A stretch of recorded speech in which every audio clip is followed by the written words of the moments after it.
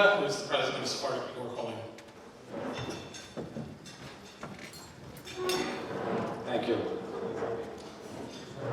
Good evening, doctors, nurses, and medical professionals.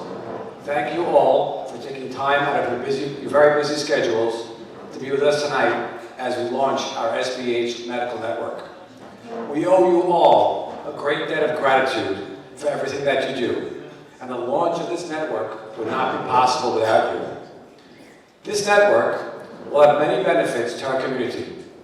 It will give our younger medical professionals an opportunity to mentor with senior doctors.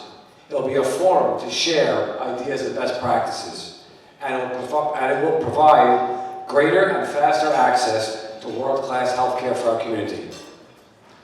I want to thank the Chera family for sponsoring the SBH Medical Division. And I want to thank Eitan Waltz, our director, who along with his day-to-day activities has taken the lead role and spearheaded this most important network. Eitan, thank you.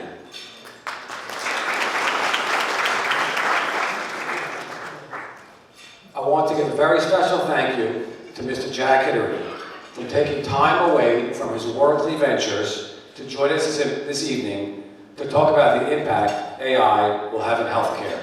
Jack, where are you? Jack, under that hat, we have the same haircut, just saying. Okay. SBH began 50 years ago by a group of highly motivated volunteers visiting fellow community members in the hospital. They planted the seeds for the mighty tree that SBH is today. Visiting people in the hospital turned to visiting people in their homes. During these home visits, it became clear that many of them needed food and essential services, and from there our food division grew. Over 50 years, both organically and to meet the ever-growing needs of our community, that tree sprouted new programs. Each like a branch on a mighty tree, 12 separate divisions grew, each addressing different challenges, ranging from mental health, where we are on track to give over 19,000 therapy sessions in our counseling center on McDonald Avenue, to food, where we gave out over 46,000 meals to fellow community members with food insecurities, to our career division, where we placed over 360 community members in new jobs with salaries totaling over $16 million. And our newest division, our fertility division, in the month of October alone, we celebrated 9 births in our community. Amazing. Our client service division has seen over 500 clients this year, and between direct aid and support, we have given aid to the tune of $10 million in our client services division. And for the reason that we're here tonight, to talk about the division that is synonymous with the name of our organization, our medical division. Over the course of the last 11 months, we have taken in over 1,700 new clients and given out over 1,000 medical referrals. We have run 28 events for screening. We've attracted over 1,500 people to these events, and we have Instagrams that have been viewed over 30,000 times by community members. These are just some of the services that we do to support our community. The launch of the SBH Network is another example of us executing on our mission at SBH, to be nimble, flexible, and meet the community where they are on their journey. Thank you.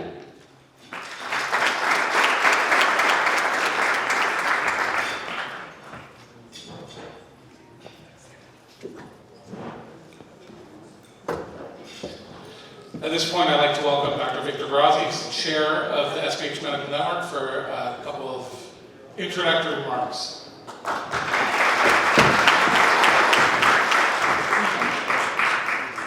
I think the natural question to ask of ourselves, of each other, is why are we here tonight? What's the purpose? What's the goal? First and foremost, for me, and for many in the room who practice medicine or affiliated healthcare field, who grew up in this community, live in this community, and serve this community, it's a night of celebration.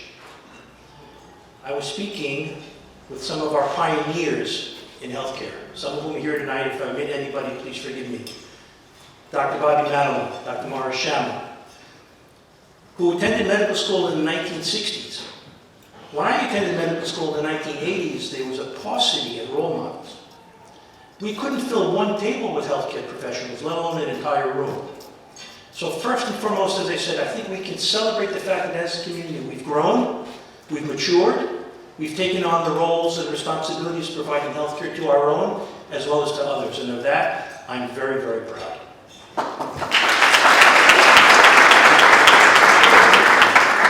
So the true purpose of this network is to provide a forum for engagement, for networking within the healthcare professionals in our community, as well as to extend our ability to provide the best of care to those we care about most. As I mentioned, the lack of a significant number of providers in our community until this generation did not afford us the opportunity for networking. Our grandfathers and great-grandfathers came to this country. The first successful peddlers,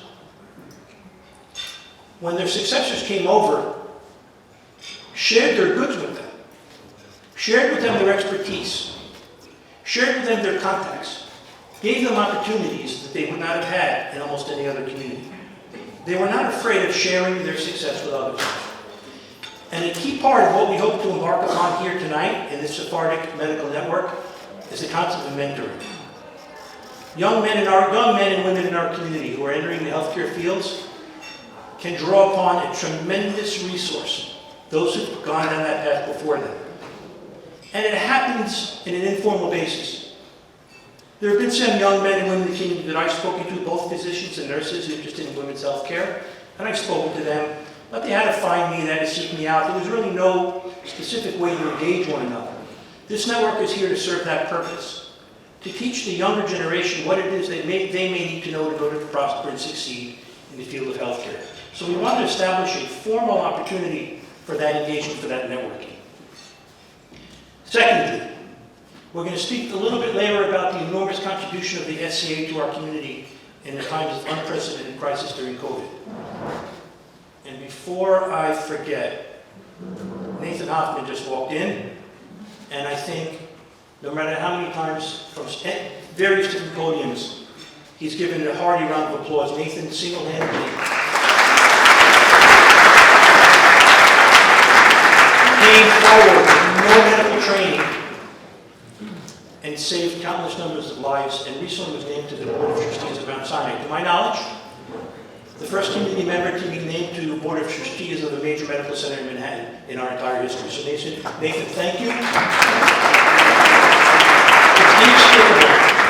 Your rise has been like playing Sandlot ball at the PS 215 one week and playing in the NBA the next. So really thank you very much. So we want to develop the network to deal with future crises that may occur. Obviously, one hopes and prays there's never one on the scale of COVID, but there are going to be issues.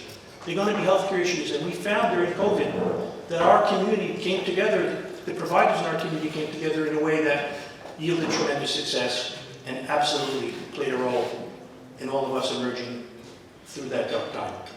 And finally, from the Bikor Cholim perspective, we wanted to establish a network so that we can improve the care that our community members are receiving.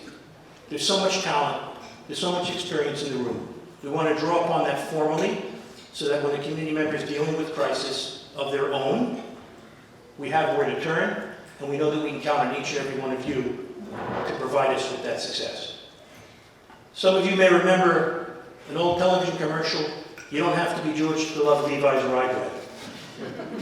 And I need to state with complete sincerity, one not need be Sephardic to be a full member of this network. All we ask of you is that you be committed to helping our community prosper, that you're committed to helping our community live healthy, productive lives, and in turn, we hope to provide you with services that hopefully I believe will be unmatched and unparalleled than any other venue.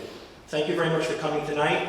It's an exciting program, and Chanukah Sameach.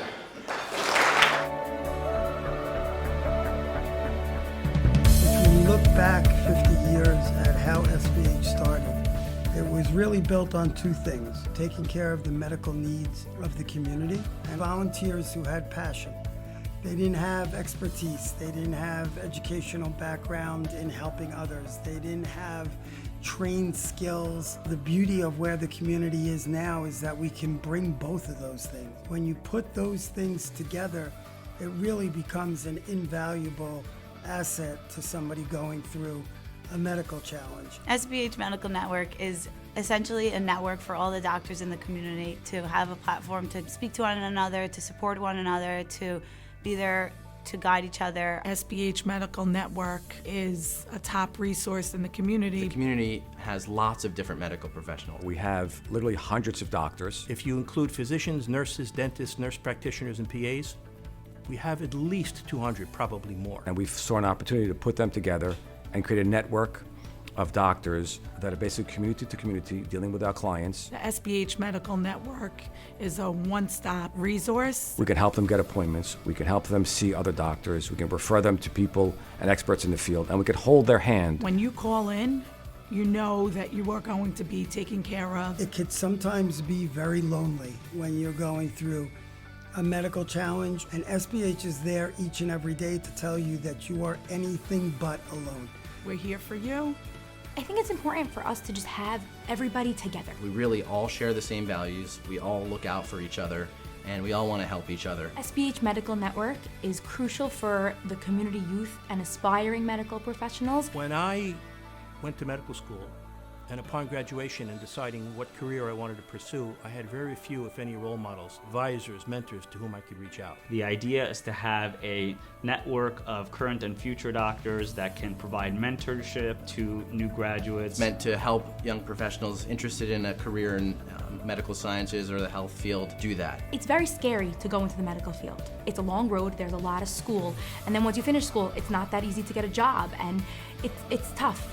And this medical network is crucial for young professionals starting out to know that they're not alone. There's this group of people that they can lean on and they can come to, and they're gonna eventually be a part of to be able to get through the whole process. You can mentor them professionally and personally and help them achieve their goals in terms of their careers, but also in terms of who they want to be as people. This new fledgling division of SBH, the SBH Medical Network, really has its origin story due to the incredible, spontaneous actions that the SCA took in March of 2020. The SCA put together a WhatsApp group that involved all the clinicians, doctors, nurses, PAs around the community to help coordinate an effort to combating COVID. Someone would put a request in, like, anyone have a doctor who can see a child with a certain disease? And from there, it was like messages after messages, like, I'm here, I can help, I can see the patient. The SCA literally spontaneously filled a void and provided the access to healthcare, the access to medical centers, the access to information in a way that we were not able to previously access. After that WhatsApp chat was created, we realized that there should really be a network in our community that is central. And I think just formalizing a network of our doctors that our community members and SBH can reach out to when they have a problem. You know, now thinking about the current events in Israel, I'm looking through the WhatsApp chats and I'm looking at the people that are in SBH Medical Network talking about how we can help our soldiers in Israel, how we can help traumatized individuals in Israel.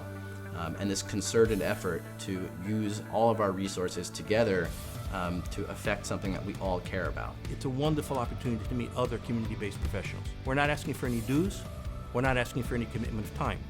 We're just asking for your engagement and allow you to choose in which direction the SBH Medical Network can help you and help others.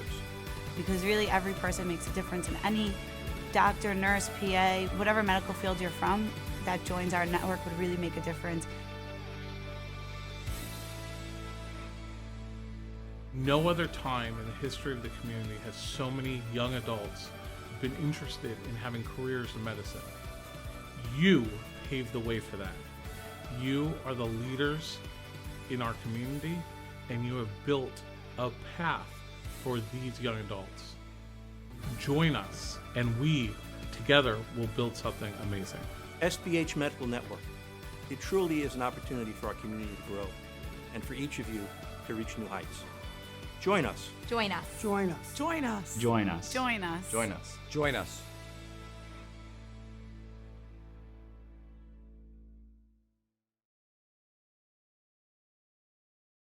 So I guess you know my name is Tom Walsh. I'm the director of the SBH Medical Division. For almost 50 years, SBH has been a mainstay providing exceptional social services in our community. As we approach SBH's golden anniversary, our medical division's focus is on education and navigation as families go through their own medical journeys. As a trusted member of your family, we strive to provide creative educational opportunities, emphasizing the importance of preventive care. Our guiding light will continue to be meeting our clients where they are as a partner throughout their journey. Our success is made possible thanks to our physicians, nurses, PAs, and dentists who so expertly care for our community. And all the members who are part of it. Thank you very much for joining us this evening at this launch of our medical network. Our success is only through engagement, and we hope that you will engage with us in the coming months and years. Tonight is only possible thanks to the support and guidance of our committee chaired by Dr. Victor Grassi, with our members Dr. Max Cohen, Gloria Gindi, Dr. David Arfali, and Dr. Heine Moody. I'd like to also acknowledge our SBH Medical Committee, Max Mizrahi, Brizzer Beta, Cindy Balciano, Amy Sasson, Gloria Gindi, and Michael Waba. And my team, Fortune Madawan, Rabbi Laser Goldwasser, Frida Faham, Marilyn Scherer, and Rebecca Cohen-Sakal. And of course, our special events coordinator who helped us do everything tonight, Raquel Franco. Thank you all.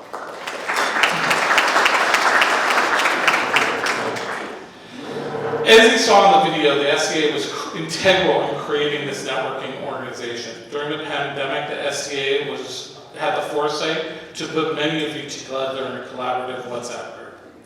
This WhatsApp group single-handedly was responsible for saving countless lives. In gratitude for their efforts and leadership, tonight we are recognizing their dedication to our community.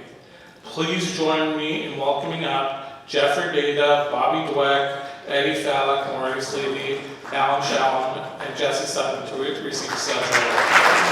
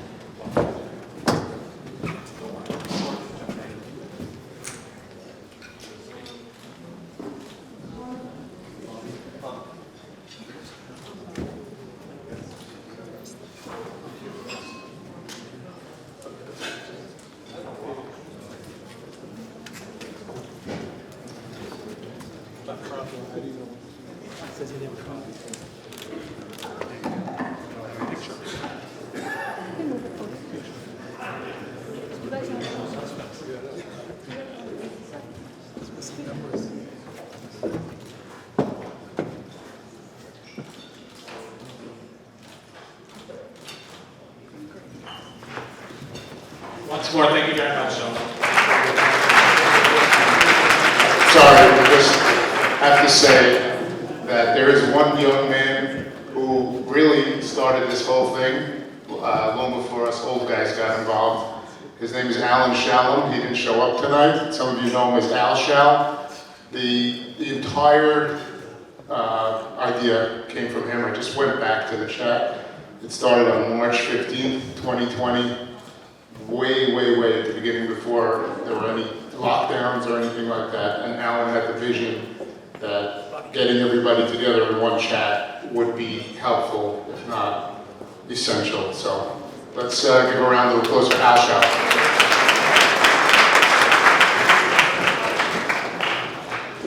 Once again, I'd like to call up Dr. Victor Grassi to introduce our keynote speaker.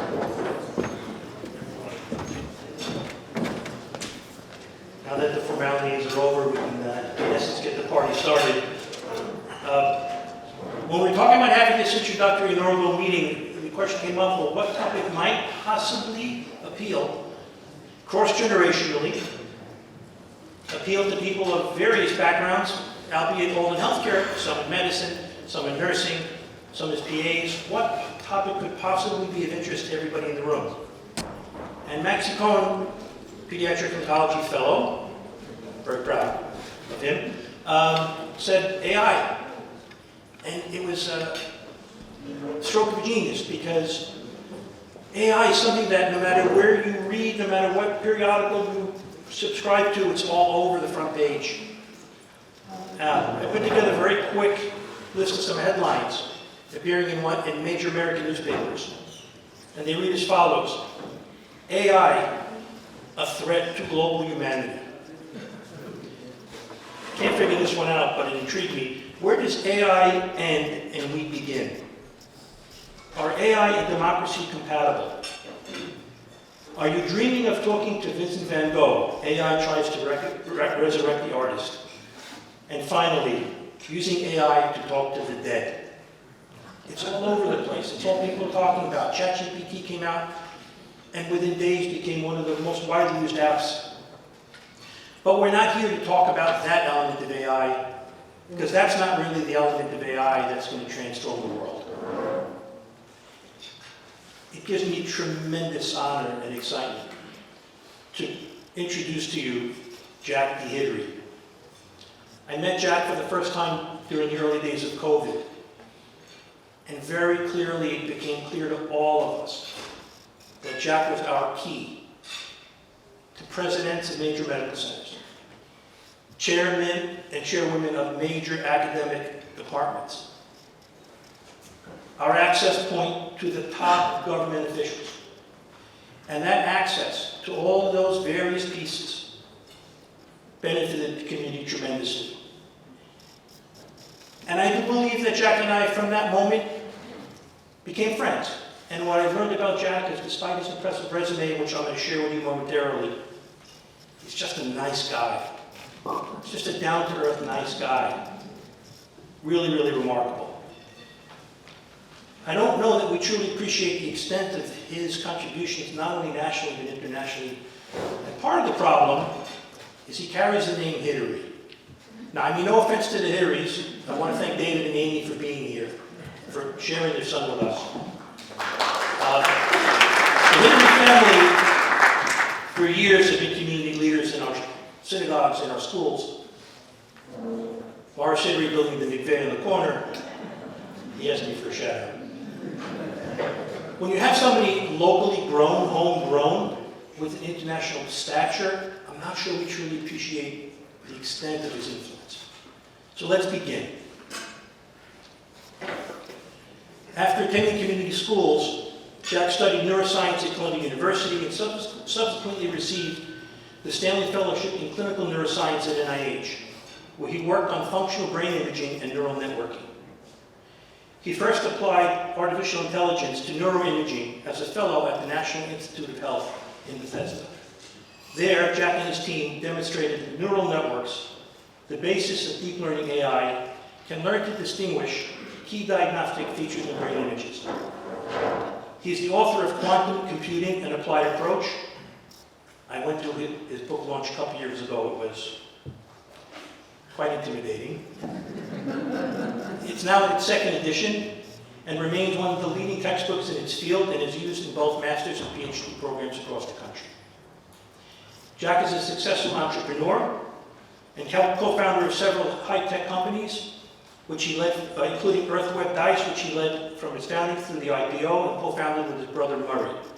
He also co-founded Vista Research, a fintech company, which he subsequently sold to the S&P and McGraw-Hill. He is an internationally recognized leader in AI and advanced computing, applying these tools to key areas such as medical treatments, which is why he was invited to speak with us tonight, as well as cybersecurity.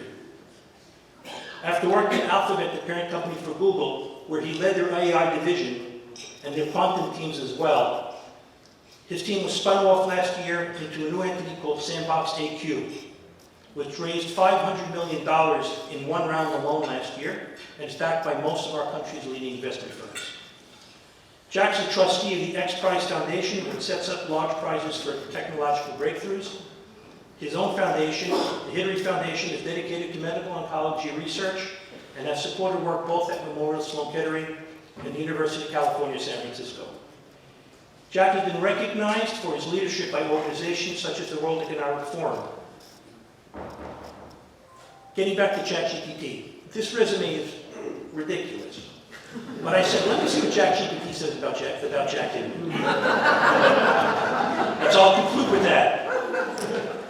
And I think this really sums up why Jack's presence here, besides his accomplishments in the field of quantum mechanics, quantum computing, and AI, is really appropriate as a Bikuchlim sponsored event. This is what ChatGPT said about Jack. Jack's career has been one of entrepreneurial endeavors, technological advances, and here's the key point, and efforts toward positive social impact. A lot of our technological leaders today aren't cut from the same cloth. So truly, truly, truly, tremendous opportunity for us to hear from him. Jack P. Henry.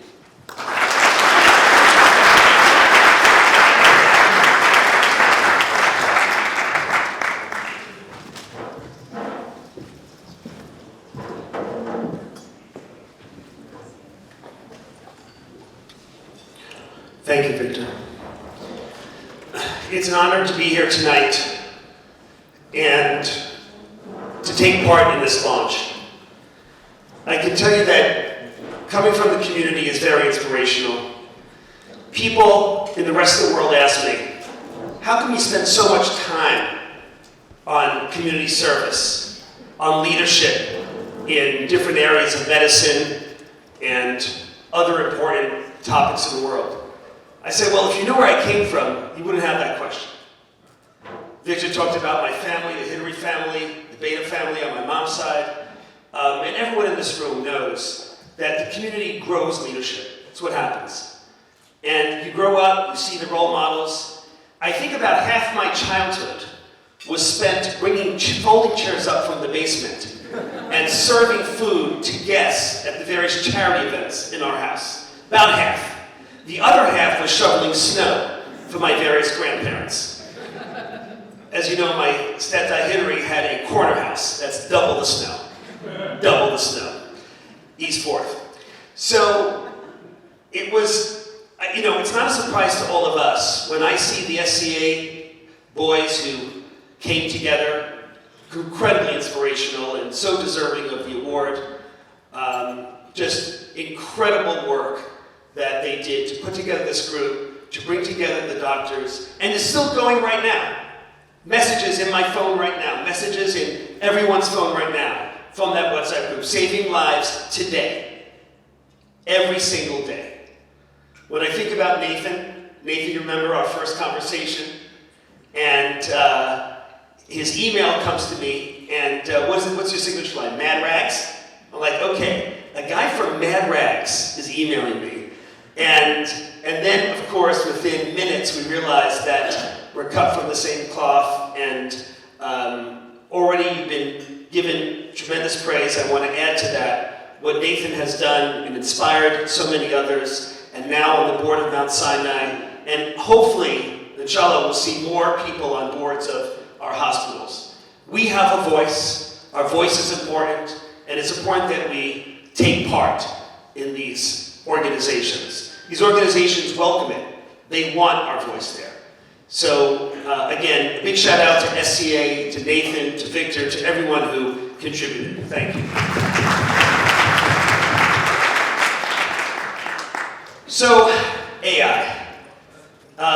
This is a big topic. By the way, Victor, when you said that you're going to ask ChatGPT about my bio, I got really worried there. Because ChatGPT has a tendency to also hallucinate, right? About a third of the time, it gives you pretty wild answers. But luckily, I guess it did it right that time. When we think about AI, we're just really at the beginning. We're at a first inning of an exhibition game before the season even started. As much as you've seen happen, so much more is about to happen. I'm going to share a few thoughts tonight just to get the ball rolling, but I hope this is the first of many conversations around this topic. And particularly in medicine, there's a lot that we can do with these tools as clinicians, as researchers, as organizations. And again, it's just the beginning of what's happening. I want to thank Sam, by the way, for being here, of my team, and helping to put all this together. So when we think about where did this deep learning stuff come from, where did AI come from, ChatGPT, LLMs? Well, it came from neuroanatomy. It came from the early days of neuroanatomy and looking at how the brain worked. And people, when they looked at the brain, they realized the brain was structured in a very different way than how you code a computer.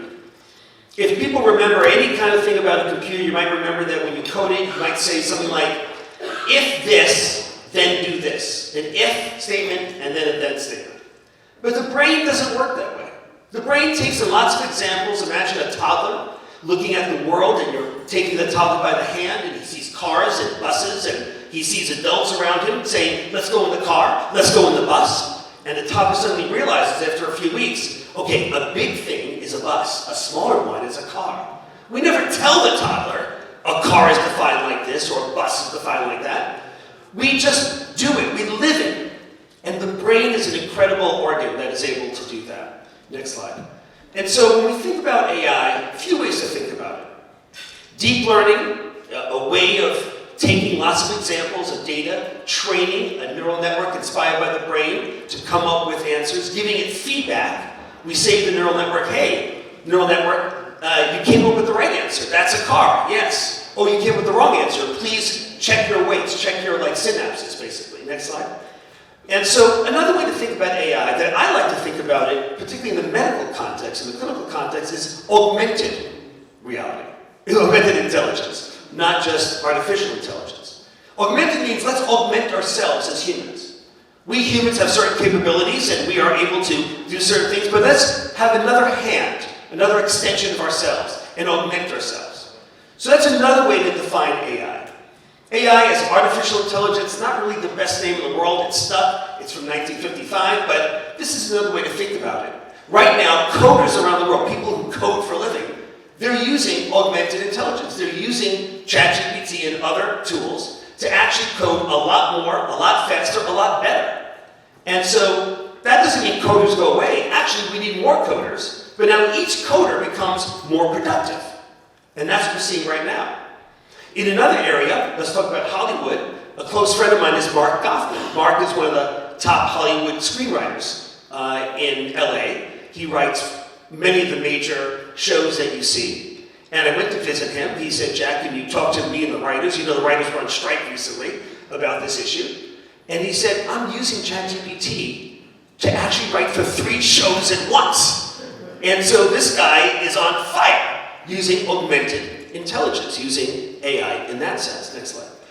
And so we look at the neuron and we say, all right, it's got all these different parts to it. It's quite complex. There's more complexity, obviously, ion channels, sodium, calcium, all kinds of channels in there. It forms biological neural networks next. And that is now simplified to our artificial neural network.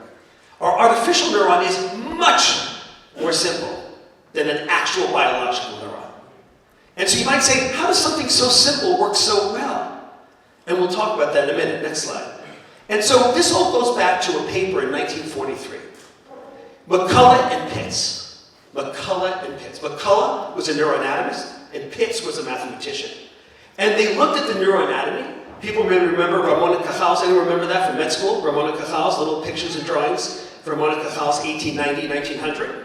Well, that translated eventually in 1943. These two guys look at those pictures, look at neuroanatomy, and say, wait a second. When we look at the anatomy of the brain, we see a distributed set of neurons. We don't see a CPU, we don't see a hard drive, we don't see a central processing unit. We see a distributed processing power. Very, very different than how people were thinking about computers. And so they said, next slide, they said, if we look at all these architectures of neuronal units and synapses, we can probably make a simplified version of that and make a logical type of computer, another kind of computer. A kind of computer that works inspired by the brain. Next. And so if we tie up all these simplified neural networks together, these artificial neurons, that's where the idea of neural networks come from. And when we say deep learning, what's the deep in deep learning? You may have heard of that term. It's that we can now, with computers today, have literally hundreds of thousands to millions to billions of layers of these artificial neurons. So the deep is that it has a lot of depth.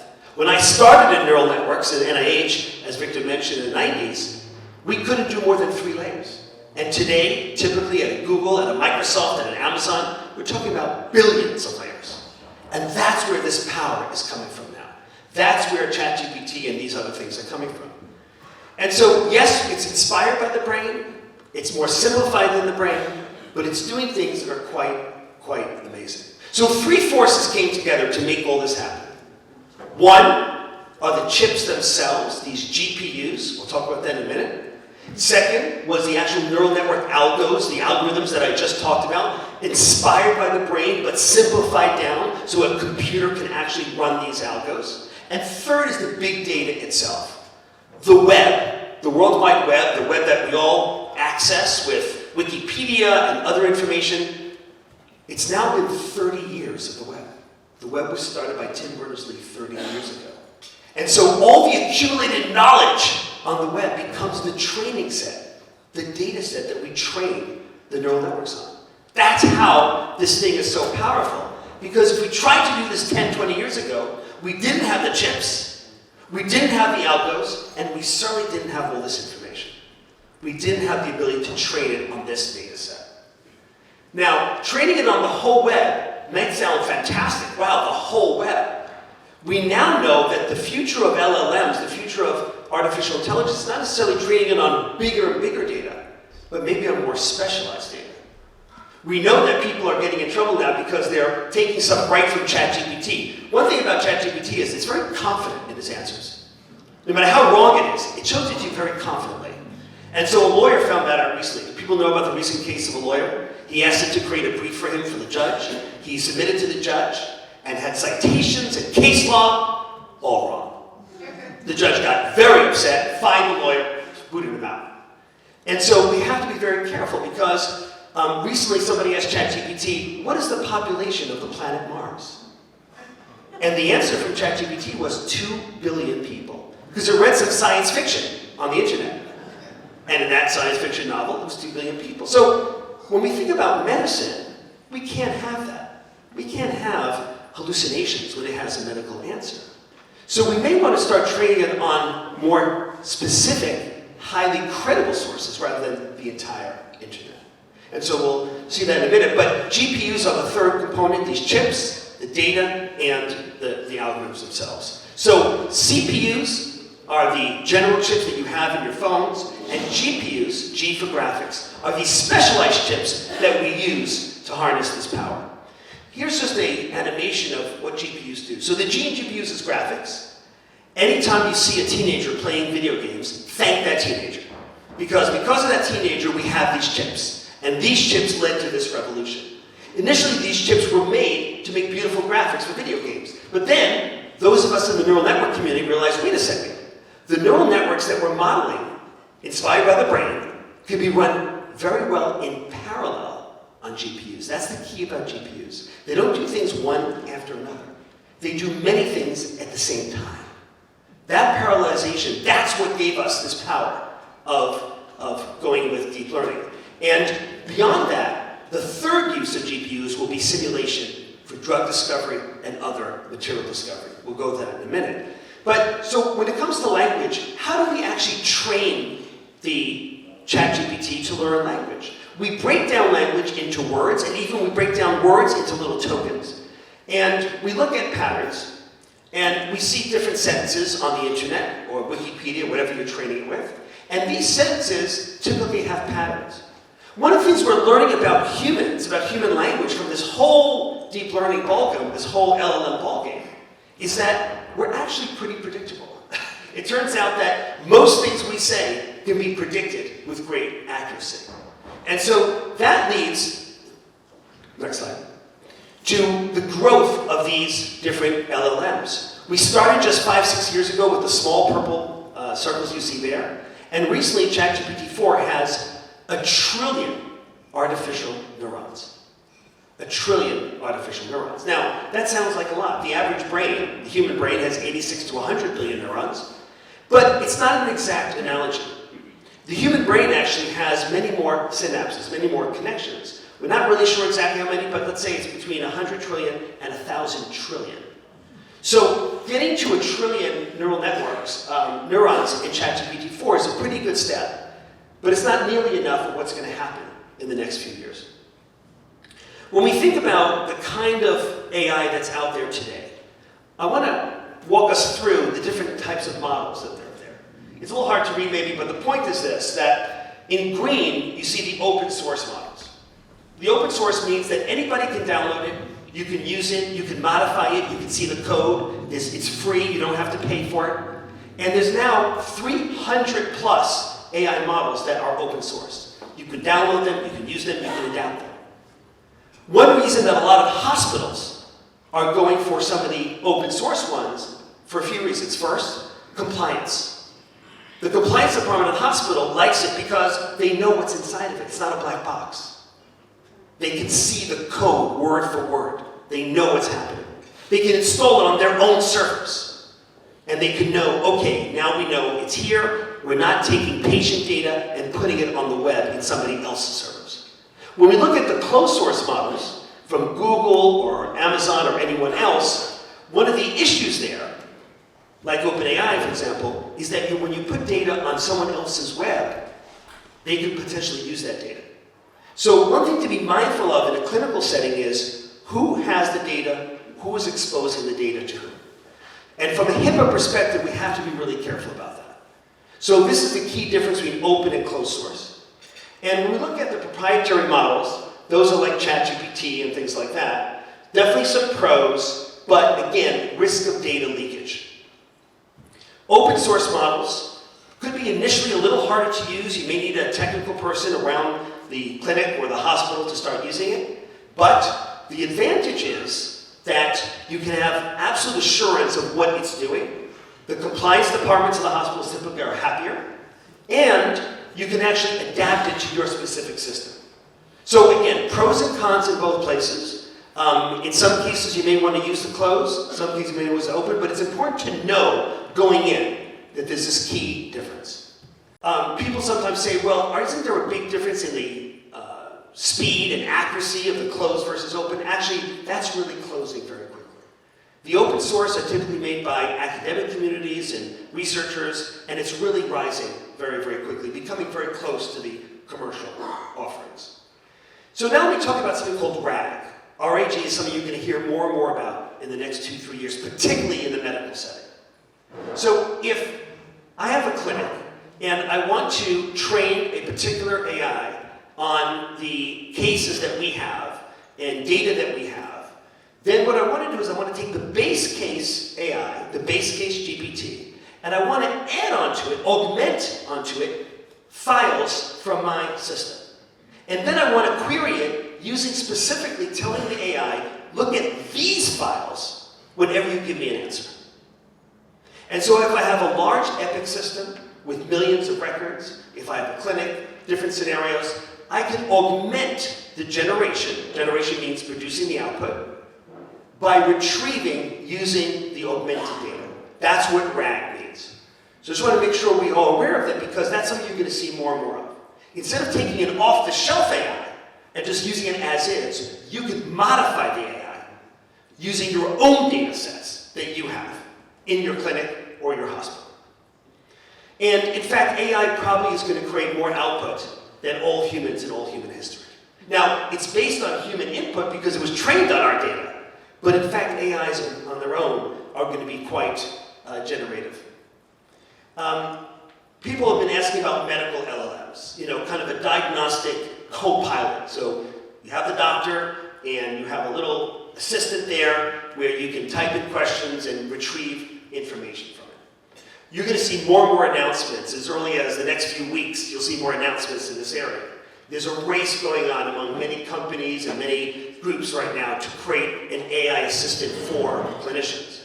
And they're getting better and better and better. Right now, none of them are really authorized for diagnostic clinical settings, but I think they're very interesting to really play around with and use. And I encourage everyone here to check them out. You'll see a lot more announcements, and they're getting pretty good when you compare them against various benchmarks. We're going to get soon to the point where the FDA will get involved and the FDA will have to ultimately license. The FDA has now approved, has a whole category of neural networks right now as a medical device, and the FDA has approved 7 neural networks as medical devices. And so when you think about Epic, many of us are probably in systems that use Epic, and Cerner and others.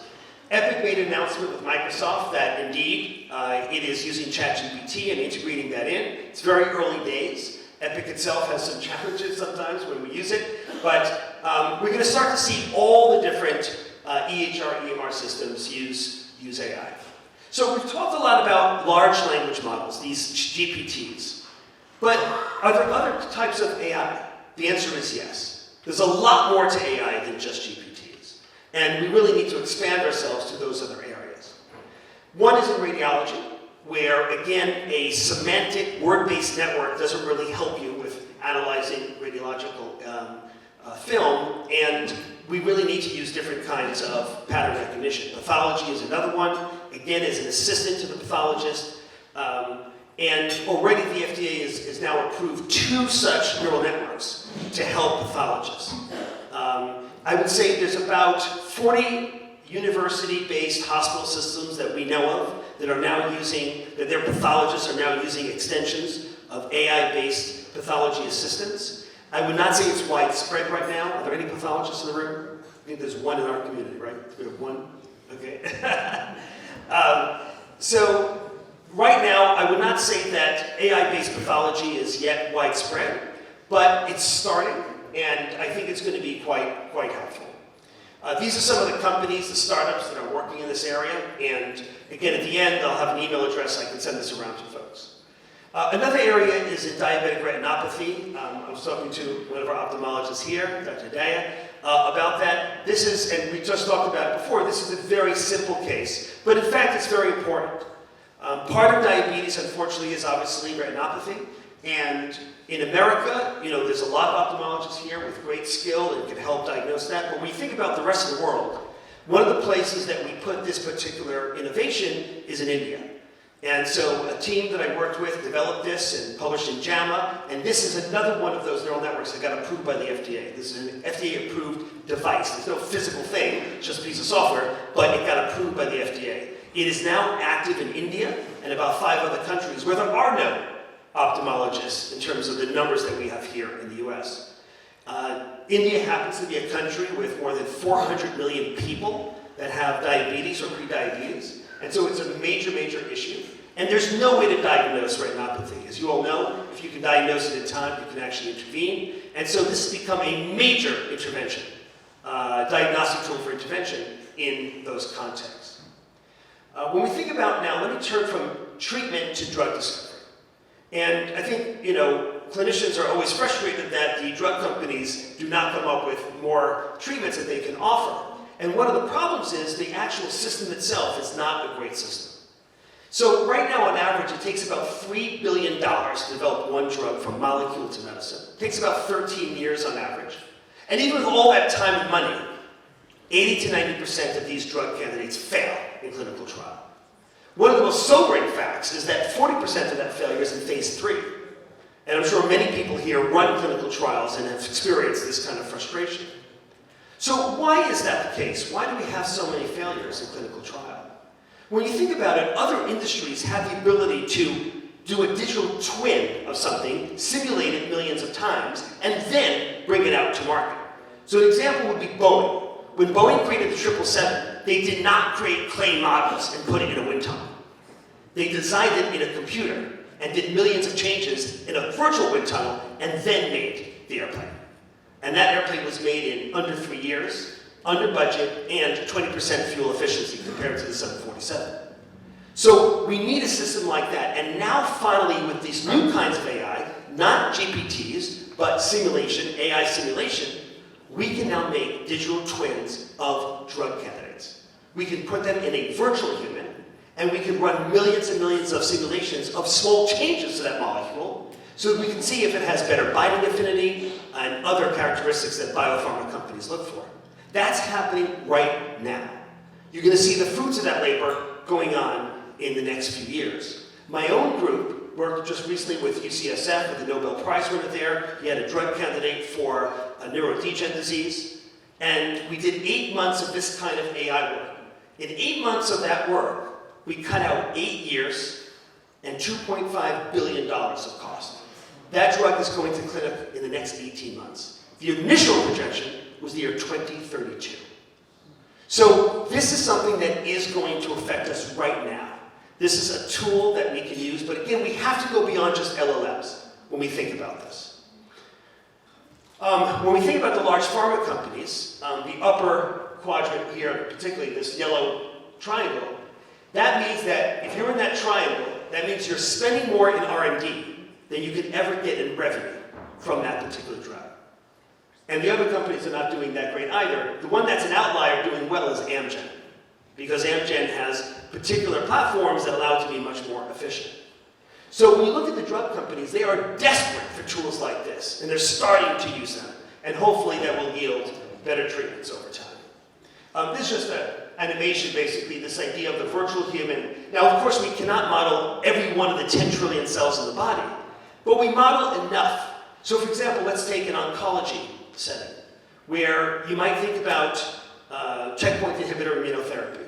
If people are here in the oncology field, they'll know about Keytruda, they'll know about many other anti-PD-1 treatments that we have. But anti-PD-1 has topped out. In melanoma, in the case of melanoma, we get about durable response in about 32% of cases after 1 year. Beyond that, we don't have a great outcome. So what do we do in that case? Can we combine it with something else? Well, right now, the only approved combination with a Keytruda with an anti-PD-1 is an anti-CTLA-4, like ipilimumab. That is a very toxic combination, often has to be dropped within 2 to 3 treatments.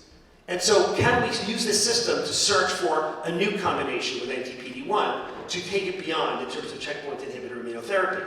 That's what's happening right now.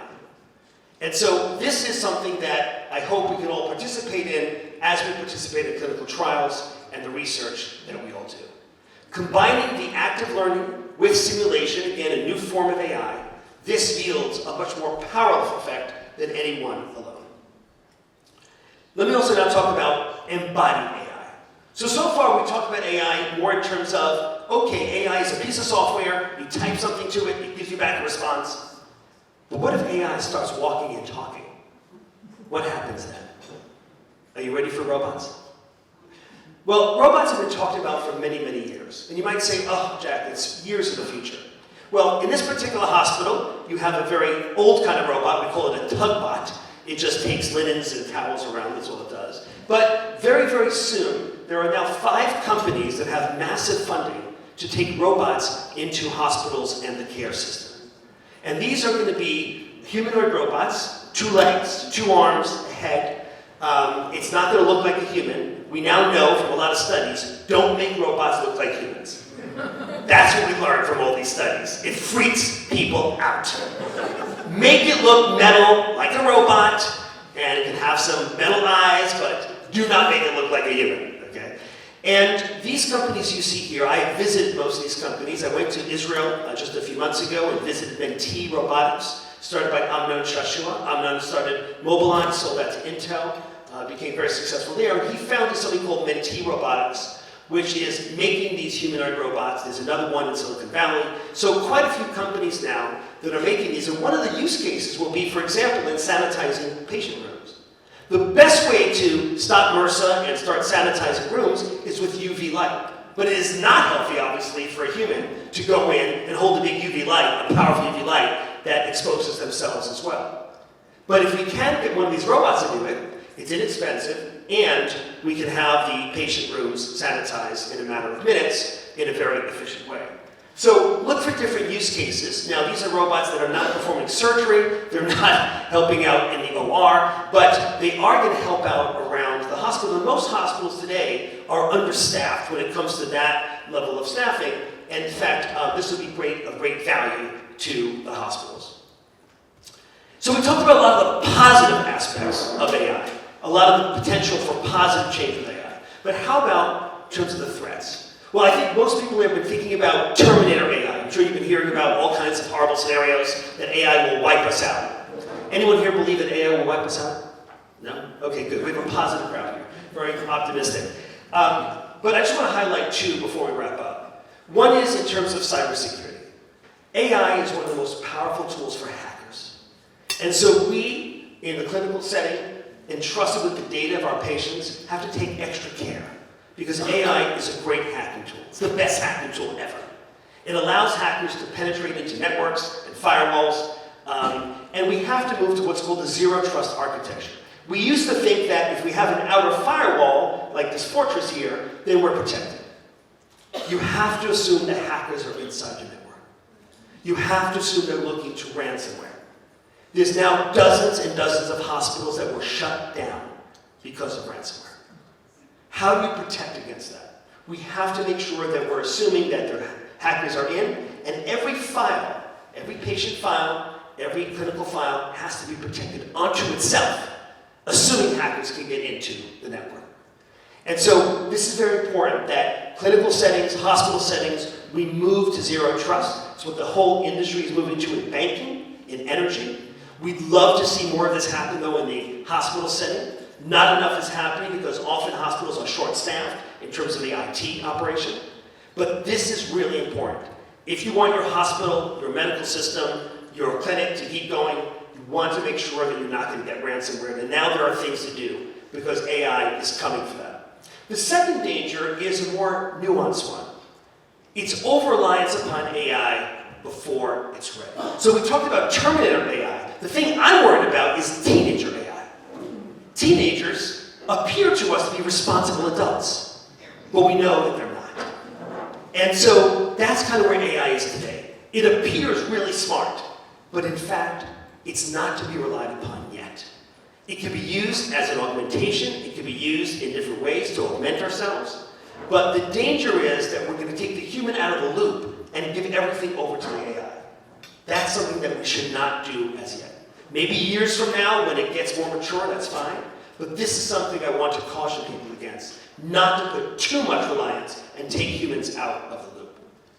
Just as a quick initial test here, I'll take some votes here. Anyone want to shout out which one do you think is a fake photo? 1, 2, 3, or 4? I have 3. Votes for 3. 4. A lot of votes for 3 and 4. And then also 2 and 1. Bobby? 1. By the way, I just want to note that one of the first doctors in the whole community, we could not find an actual badge for him for tonight's event. We had to write one. So, but I do actually, I want to just take one moment before I answer this question. You can think about it a little more. Bobby, of course, is one of my dad's closest friends, and I grew up knowing Bobby and knowing his sons, and went to school with Eli. And Bobby, it's a deep inspiration you always provided to me, and one of the reasons why I went into the field that I did. So I want to thank you, Bobby, for the inspiration for your work.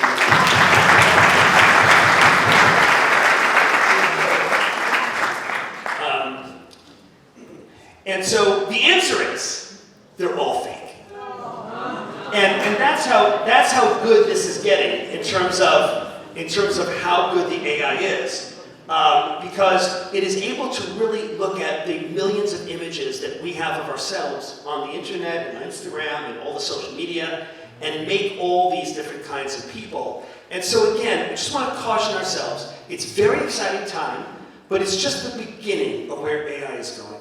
Let's think of it as augmented intelligence. Let's think about it as an extension of ourselves. Let's think about it in terms of extending the abilities that we have in the clinical setting and research setting. Let's think about it in terms of the breakthroughs that we all need in the clinical setting for more treatments. This is going to be the golden age. The next 10 years will be the golden age of drug discovery. You know, when you think about drug discovery, you might say, oh, everything in the world seems to get better. You know, our phones are better, this is better, that is better. One thing that's not better is the process of drug discovery. It took 13, 15 years, 30 years ago, and still takes 13, 50 years right now. In fact, people may know Moore's Law, which is things get better and cheaper. In drug discovery, we say that it follows Eroom's Law. It's Moore's Law backwards, because that's how bad it is. But AI is going to change that and starting to change that right now. We should not just be focused on GPTs and chats with the GPTs. That's a component of AI, but there's a lot that's coming. well beyond that. Simulating the body itself, simulating systems in the body, simulating the immune system. The immune system is so complicated, we only understand a very, very small portion of it and how its interactions are. This will help us begin to simulate, create a digital twin of the immune system so we can understand that. So, in conclusion, I would say this. Also, by the way, I just saw Dr. Mar Shama here. Dr. Shama, another inspiration. Thank you. In conclusion, a few items to take away. One is, and please, yes, email us if you want a copy of these slides and we have a resource guide for AI so you can learn more. There's some YouTube videos and other things that you can get at. And so it's a deep field, a wide field, a growing field, and we'll keep you up to date with that. But a few key takeaways. AI for sure is not to be feared, it's to be embraced, because this is a tool that can help all of us, can help humanity. But it's a tool also that we need to use with caution in terms of how we use it and what context we use it. We must keep the human in the loop. We must have humans in the loop because AI is not ready. It is a teenager. It is not an adult. It's something that is very powerful and getting more powerful by the day. It's something that we can train in very specific ways. And so when you think about the medical use of AI, when you think about the text that we have, what we're going to see is more and more specific LLMs. ChatGPT, trained on the entire internet, not the best use case for having medically valid information. But if I trained an LLM on specific texts that are validated, resources that are peer-reviewed, that could be an interesting LLM. And that's what you're going to see coming out over the next few months. There's announcements coming out this week from various conferences, next week. So this is a very, very fast-moving field. And one thing I encourage everyone to do is just keep in touch with this field through a lot of different resources online to understand that. A variety of online sources include Stat News and Fierce Biotech in the biotech area, if you're interested in that. In the clinical setting, there's some sources, but I wish really there were more. So we'll do our best to send this around if you're interested, and we'll share this with you. I think it's a very, very exciting time. And it's an exciting time to really think about the future of medicine, how we are going to practice it, how we're going to think about it, and how we're going to affect patients' lives. Thank you so much to Victor and the entire team. Thank you very much.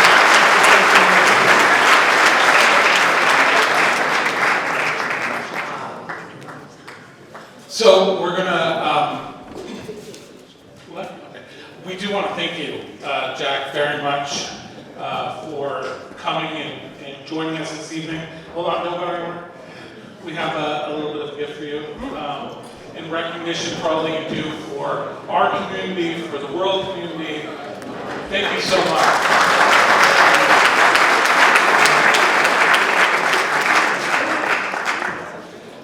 Thank you very much, Jack. This is just the beginning. This is our launch event. And I really appreciate everybody who came tonight, who has been involved.